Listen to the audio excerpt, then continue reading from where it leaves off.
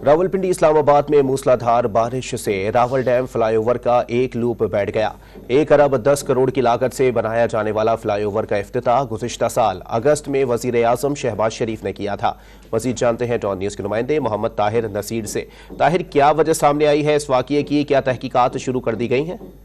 जी बिल्कुल देखें, इस्लामाबाद में बढ़ते हुए ट्रैफिक के मसाइल के पेश नज़र रावल डैम फ्लाईओवर बनाया गया था, लेकिन हालिया जो बारिशें हुई हैं इस वजह से फ्लाईओवर का एक हिस्सा बैठ गया है। कैमरामैन मंसूर आपको दिखा सके तो यहाँ पे अभी भी जो ट्रैफिक है वो रोंग में चल रही है। कोई ट्रैफिक एहलकार यहाँ पे तैनात नहीं है।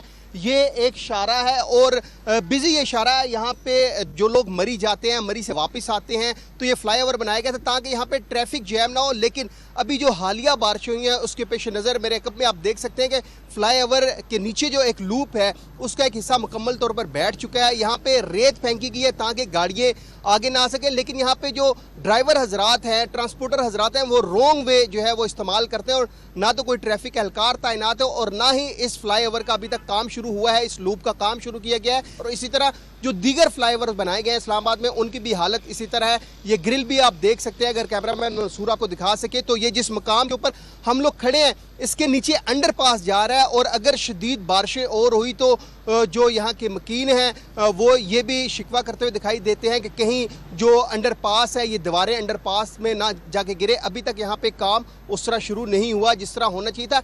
1.1 बिलियन की लागत से ये फ्लाईओवर तामीर किया गया था। गुज़िश्ता साल अगस्त में वज़ीर आज़म शहबाज शरीफ ने इफ्तिताह किया था। जी।